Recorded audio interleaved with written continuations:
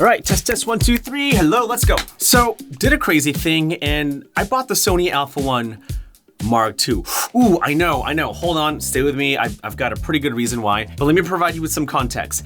First of all, when I went to New York Creative Space for the announcement of the Alpha 1 Mark II, I actually wasn't that interested in getting the camera. Like, I was excited to play with it, try it out, but after using the camera in New York and then seeing all the video footage and photos, I was like, you know what?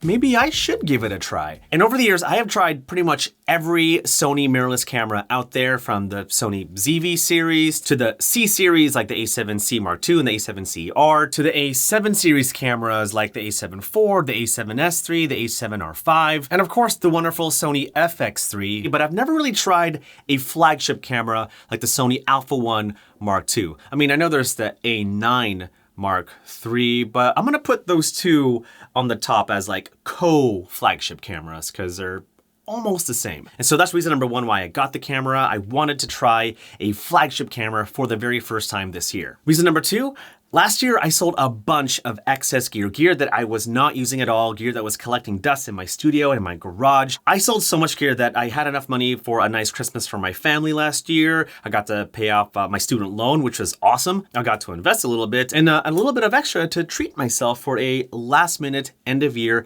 business write-off. And so I was like, you know what? I'll get the new MacBook Pro and the Alpha 1 Mark II. Also, probably a good reminder to like look through your inventory and just get rid of gear that you don't use anymore, because you'd be surprised of how much you can sell from the gear that you're not using. And the reason number three, I wanted to simplify my camera gear. Like last year, I had a dual full frame camera setup, the Sony A7C Mark II and the Sony FX3. Such a killer combo, love that combo. But I've been using the DJI Pocket 3 a lot more and the Action 5 Pro a lot more, like a heck of a lot more, which made me realize, well, maybe I don't need a 2 full frame camera setup. Now that's just me. Like, I know there are people out there that need a 2 camera setup, sometimes 3 camera setup. Like if you're a wedding filmmaker, photographer, like you need multiple camera bodies just in case one of your cameras die. But for me, and I'm speaking for myself, as a solo photographer, solo filmmaker, someone who makes a lot of YouTube videos, social media content, as well as some local corporate gigs that I do sometimes, I felt like having one main camera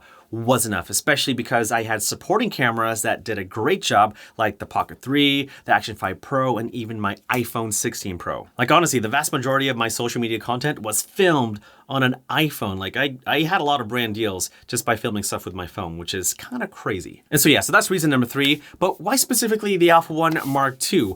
Well, honestly, I actually thought about getting the Sony A7R5 again because I had that camera for a while. I loved that camera until I broke it. Yeah, it was tornado season.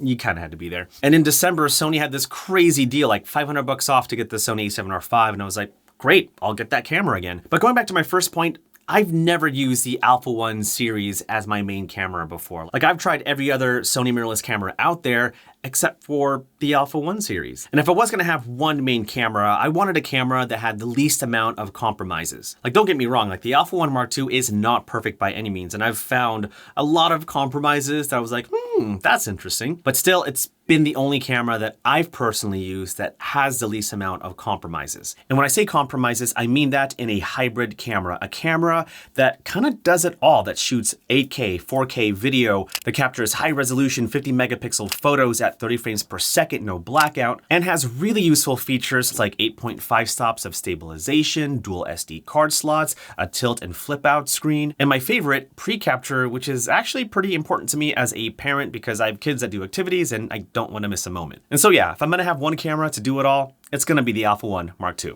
Now, would I advise you doing the same thing? No. Save your money, invest in lenses and lights, whatever. Like I'm just getting the Alpha 1 Mark II because of my specific circumstance. I wanted to try a new camera that I've never used before. I sold a bunch of gear that allowed me to get the Alpha 1 Mark II. And also, I kind of like a little bit of chaos in my life. I'm a little bit weird like that, and I don't advise you do the same thing. Like, just you be normal. I'll be weird. But yeah, Alpha 1 Mark II is my official camera for 2025. So far, I've been loving it, and I know there's gonna be new cameras coming out this year, and of course, I'm going to review those cameras. But as far as the camera that's going to be my workhorse this year, I feel like the Alpha 1 Mark II is gonna do a really good job. Also, got a new bag, and look how well the Alpha 1 Mark II fits in this bag. Looks so nice, so nice.